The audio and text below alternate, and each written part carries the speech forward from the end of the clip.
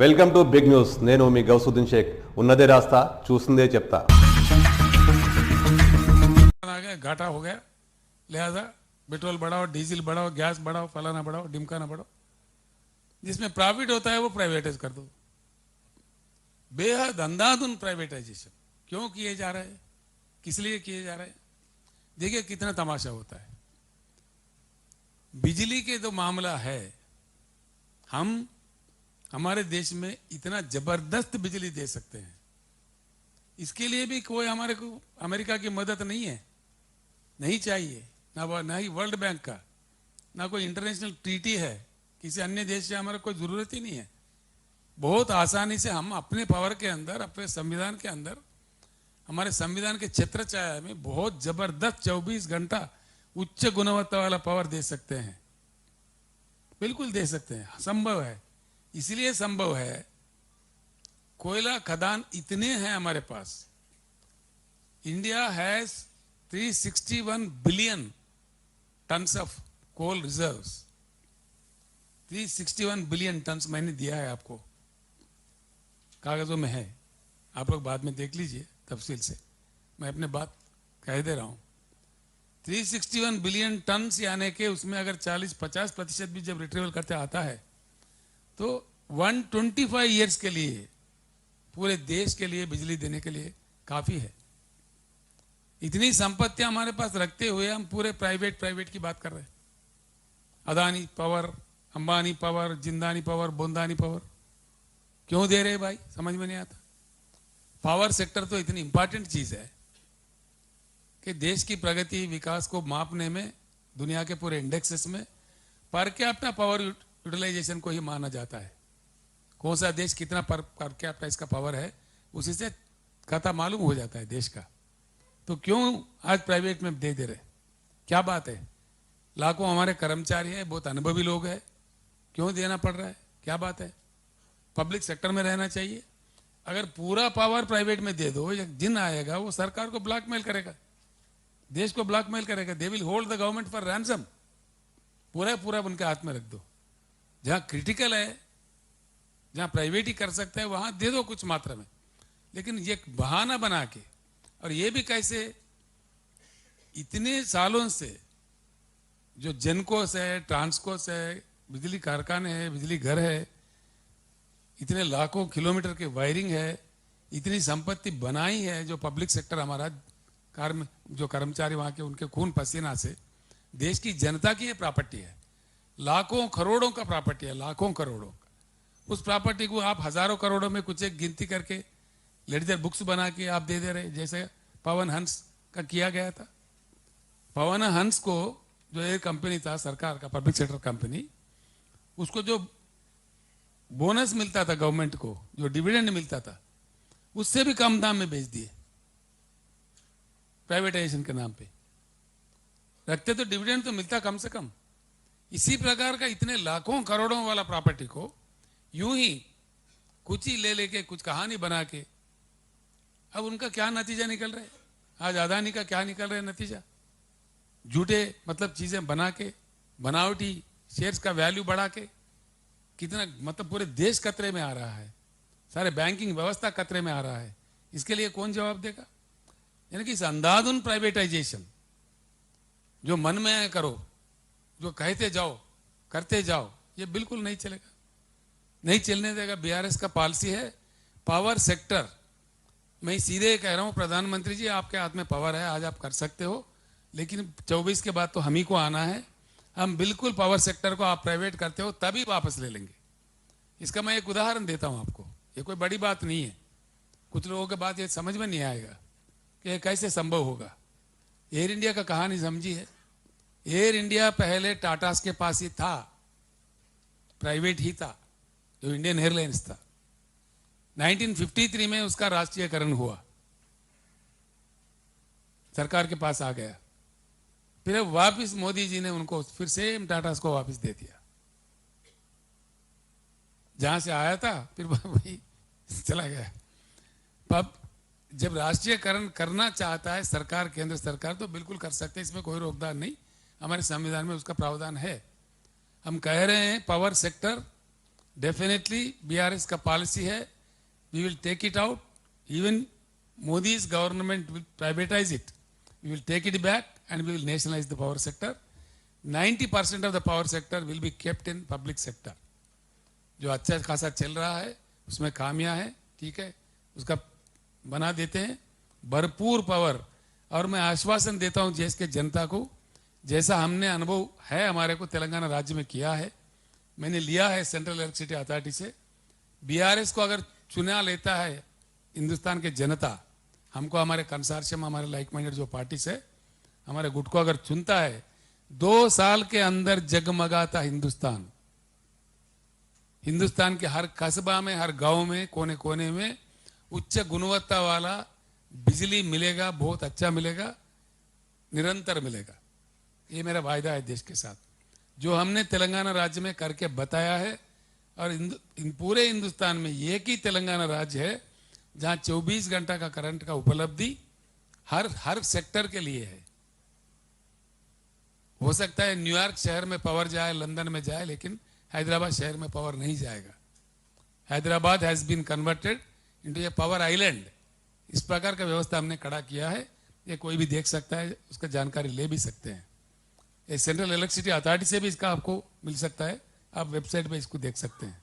तो इस प्रकार का कर सकते हो, ये नहीं करना. और दूसरी सबसे बड़ा चीज मैं तो कहता हूं एक साजिश है, वो चाहे केंद्र सरकार कांग्रेस का हो, भाजपा का हो, दोनों का रवैया ऐसे ही रहा. कोल इंडिया, मैंने एक पेपर आपको दिया है, railway connectivity constant in major coal fields. ఇది ఇచ్చిన सुमन మీరు ये भी दे दिए ना, ये भी आपके पास है. गवर्नमेंट ऑफ इंडिया के ऊपर 1 पैसा का भी कोई वजन नहीं है. मैं इसलिए ये बात आपके सामने रख रहा हूं, तो इससे गवर्नमेंट इंडिया का व्यवहार समझ में आ जाएगा. गवर्नमेंट ऑफ इंडिया क्या काम करता है, क्यों कर रहा है, कितना झूठा बात देश के सामने कह रहा है, ये व्यवहार समझ में आना चाहिए, जनता को भी समझ में आना चाहिए. इसलिए मैं इतना कथा आपको सुनाना पड़ रहा है. कोल इंडिया ने पूरा पैसा भर दिया है, 10, 12, 15 साल हो गया है. सिर्फ 200-250 किलोमीटर रेल लेन बनानी है. रेल लेन बनाओ, वो भी गुड्स ट्रेन का, कोयला जो ले जाएगा. 10 साल 15 साल हो गए, नहीं बनाते, पेंडिंग रखते. उल्टा क्या कहते, केंद्र सरकार हमको, राज्यों के सरकार को हुक्म देता है कि आपको इतना % इंपोर्टेड कोल खरीदना पड़ेगा, नहीं खरीदोगे तुम्हारे ऊपर फाइन डालेंगे, तुम्हारे को सेंट्रल पावर कोटा खत्म कर देंगे, बंद कर देंगे, डरा देते हैं. क्यों भाई, क्या इंटरेस्ट है इंपोर्टेड कोल में? इतना मजाक क्यों है केंद्र सरकार को? इंपोर्टेड कोल सीधा ही अदानी मंगाता है ऑस्ट्रेलिया से. जितना अदानी पे प्रेम है उतना देश पे, जनता पे होना चाहिए, किसानों पे होना चाहिए. क्यों ठोक रहे हो राज्यों के सर पे? और हमारा कोयल मिलता है, इंडियन कोल मिलता है, वो चाहे वेस्टर्न कोल फील्ड से हो, हमारे कोल इंडिया के जो आपके पास महाराष्ट्र में भी है, गुग्गूस में है, बलारपुर में है, चंद्रपुर में है, हमारे पास सिंगरेनी है. 4000 में मिलता है हमारे को टन, 3800 या 4000 में टन मिलता है. जबकि हमसे कहा जाता है, केंद्र सरकार कहता है 30,000 में टन खरीदो, 26,000 में टन खरीदो. क्यों भाई, ये कोई पॉलिसी है? इसलिए हम कम कह रहे हैं, कोयला जितना डिपॉजिट्स हिंदुस्तान में है, 1 किलो कोयला भी इंपोर्ट करने की जरूरत नहीं है. कोल इंपोर्ट करना ही देश के साथ गद्दारी है, देश के जनता के साथ ये बिल्कुल गलत काम है. क्यों इंपोर्ट कर रहे हैं कोल, क्या मजबूरी है? 2-3 रेल पटरी नहीं बना सकते हो? 300 मिलियन टन कोयला उत्पत्ति हो जाएगा वहां पे, कागज में आप देख लीजिए. ये कोल इंडिया का रिपोर्ट है, मेरा रिपोर्ट नहीं. जो आंकड़े मैं बता रहा हूं, एक भी मेरे कहानी नहीं है. These are all the records submitted to the parliament by government of India. All the records. ये सच पे आधार पर मैं कह रहा हूं. 1 किलो भी कोयला इंपोर्ट करने की जरूरत नहीं है, जबकि जबरदस्ती इंपोर्ट किया जा रहा है. और राज्यों के सरकार के ऊपर, राज्यों के जो कारखाने हैं करंट के, उनके ऊपर ठोका जा रहा है. ये क्या नीति है? तो इसीलिए मैं कह रहा हूं, एक परिवर्तन आने का बहुत सख्त जरूरत है इस देश में. तो इन बातों पे भी सोचना चाहिए. ये कोल रिजर्व्स का भी मैंने दे दिया आपको, स्ट्रेस्ड एसेट्स का भी जिन्होंने पार्लियामेंट को दिया है ये भी मैंने दे दिया है आपको। मेरा विनती है आप लोगों से कि जनता तक आप ले जाए। जो जेंडर बायस्ड अप्रोच है उससे हम उबरते नहीं है। दुनिया में, पूरी दुनिया को अगर परख के देखा जाए, जिन जिन देशों में, जिन जिन समाजों में, हर सेक्टर में, देश के हर सेक्टर में महिलाओं का प्रतिनिधित्व बढ़ाया गया, वो समाज बहुत आगे बढ़ा, बहुत ही अच्छा तरक्की किया। लेकिन हमारे देश में करते नहीं है हम लोग, कहते हैं बहाने के लिए, कुछ कुछ मात्रा में करके ही हम उसमें बड़ा लोगों को बहला फुसलाते हैं। ये गलत रवैया है। भारत को अगर आगे बढ़ना है, तरक्की करना है, भारत का वुमेन पॉलिसी में सख्त बदलाव आना चाहिए, बिल्कुल आना चाहिए, किसी भी कीमत पर। इसीलिए मैं जब केंद्रीय मंत्री था उस समय के नेताओं से मेरा आर्गुमेंट भी था, मैंने बताया भी था, मैंने प्रयास भी किया था, लेकिन सफलता नहीं पाया। लेकिन बीआरएस के पॉलिसी तौर पर मैं अनाउंस करता हूं, सारे देश को बताना चाहता हूं, बीआरएस का सरकार अगर आ जाए देश में तो बिल्कुल हर चीज में महिलाओं का प्रतिनिधित्व बढ़ा दिया जाएगा। सबसे बड़ा, उन लोगों को शासक बना देंगे। वो बहुत आसान तरीका है, लोग अब कहानियां सुनाते हैं, ऐसा नहीं। हमने एक सुझाव दिया था उस समय। अभी जो मैं, this is a very important announcement I am making on behalf of BRS. हमारा पॉलिसी है सीधा कि हिंदुस्तान के हर असेंबली में और हर काउंसिल में, जहां लेजिस्लेटिव काउंसिल है एमएलसी का, असेंबली में, काउंसिल में और साथ ही साथ पार्लियामेंट में, सीधे ही बीआरएस सरकार बनने के बाद एक ही साल के अंदर 33% सीटें बढ़ाएंगे। इमीडिएटली बढ़ा के वो सारे 33% सीटें महिला के रिजर्व किया जाएगा। हम वायदा करते हैं हमारे बहनों के साथ, हमारे माओं के साथ, भारत देश के, कि एक साल के अंदर ही, ये मेरा वादा है, 6 महीने के अंदर डिलिमिटेशन प्रक्रिया खत्म होगा और 6 महीने के अंदर चुनाव भी करा देते हैं। बिल्कुल 1/3% will be women representation in both the houses, parliament and state legislatures बढ़ा दिया जाएगा। And people's representation, people's service will be invited into all walks of the life of the country as much as possible. इससे भी काफी मतलब बदलाव आ सकता है। सबसे बड़ा चीज यह है, आज तक हमारे देश में एक रूटीन तमाशा, रूटीन कहानियां सुनाए जाते हैं। हमने आपको दिया है पॉलिसी के तौर पर, कुछ बात कह रहा हूं मैं, रीइन्वेंटिंग इंडिया में कई चीज है, उसका दया करके आप लिखे। कुछ चीजें हैं जो हमारे जनरेशन अगर अच्छा ताकतवर भारत बने, खाली बातों में नहीं, जैसा कि हम सुनते हैं बेटी पढ़ाओ बेटी बचाओ, तो कौन सा बेटी पढ़ा, कौन सा बेटी बचा, कैसा बचा, पूरे इंडिया में किसी को मालूम नहीं है। नारा तो खूब लगा था,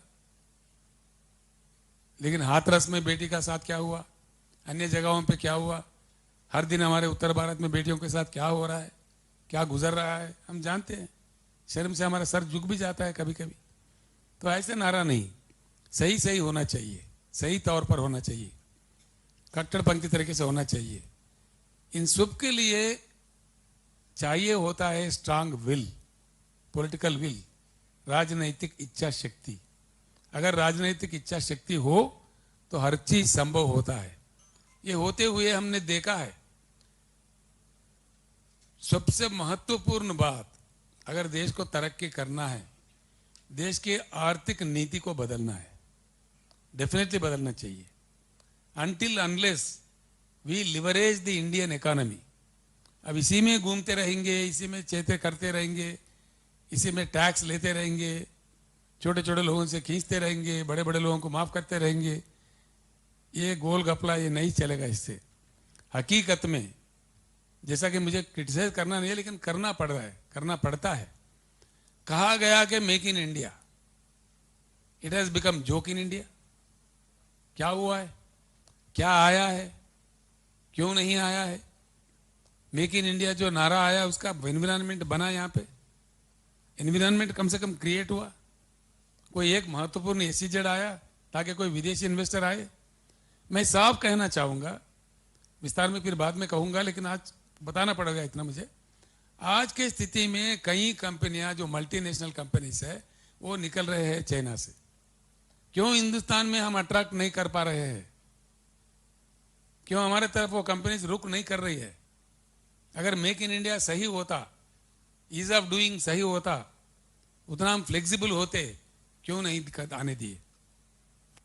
एक कंपनी है जिसे हमने खुद बात की, फाइजर कंपनी, टीका जो कोरोना के टाइम पे कितना भी कोशिश करके उसको रोका गया, यहां नहीं आने दिया। क्यों? क्या वजह है? इसके कारण क्या है? जबकि जनता चाह रहा था हमको अच्छे से अच्छे टीका मिले, खरीदना भी चाह रहे थे लोग, फिर भी रोका गया जबरदस्ती से। हमने भी प्रयास किया, नीति आयोग में बात किया, पीएमओ में भी बात किया, कहीं मेरे साथ कई चीफ मिनिस्टर्स ने भी बात किया, लेकिन नहीं आने दिया। क्या बात है? अनेक कंपनी आना चाहते हैं लेकिन आने नहीं देते हैं। उल्टा फिर लोगों को गुमराह करने के लिए मेक इन इंडिया कहते हैं। Where is the environment in India? Make in India के जो स्लोगन है उसके साथ उसके बराबर का एनवायरमेंट है क्या? हकीकत में ईज ऑफ डूइंग है क्या? उतनी सुविधाएं दिए गए हैं क्या? है तो क्यों नहीं आ रहा है? नहीं आते। जो हमारे मित्र है, हमारे दोस्त है, उनके लिए हम काम करेंगे, उनके इन्फ्लेट करेंगे शेयर मार्केट में, क्यों आने देंगे? नहीं आने देंगे। ये प्रकार चल रहा है। तो इसीलिए ये सारे गरीबी को मिटाना है, सारी चीजों को लागू करना है, तो सबसे महत्वपूर्ण बात यह होता है इंडियन इकोनॉमी को लिवरेज करना पड़ेगा।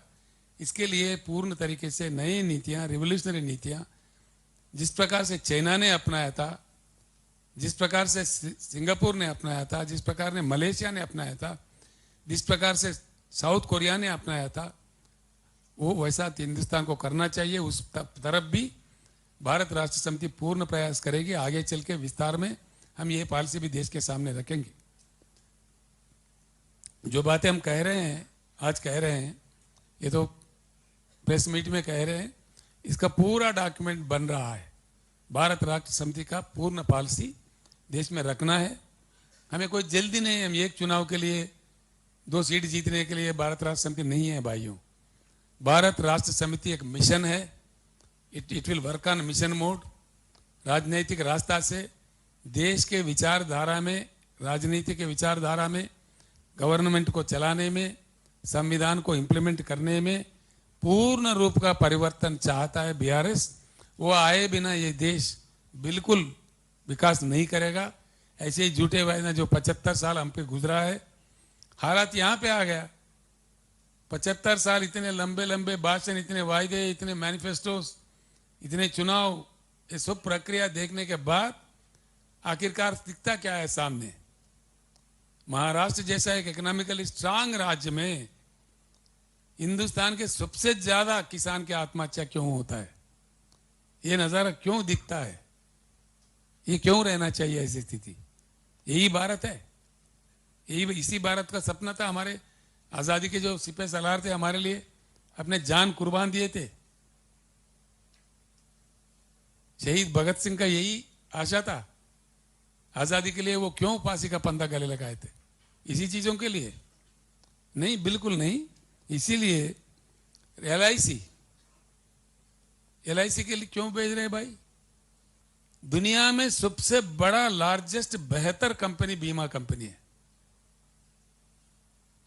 क्यों एलआईसी में दखल अंदाज कर रहा है? एक तरफ से अदानी के इन्वेस्ट करो, 87,000 करोड़ इन्वेस्टेड इन अदानी।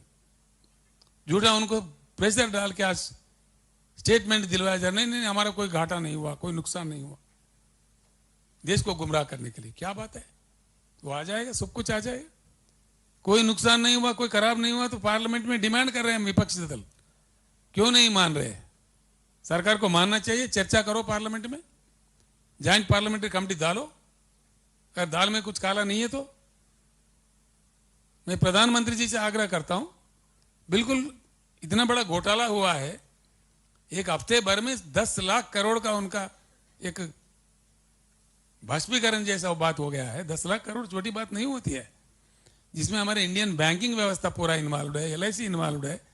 और जनता का पैसा है, जनता का इन्वेस्टमेंट है, सोचता सारा देश आक्रोशित है इस बात से। तो इसलिए बाज़ाब्ता चर्चा करो पार्लियामेंट में, जॉइंट पार्लियामेंट्री कमेटी बिठाओ।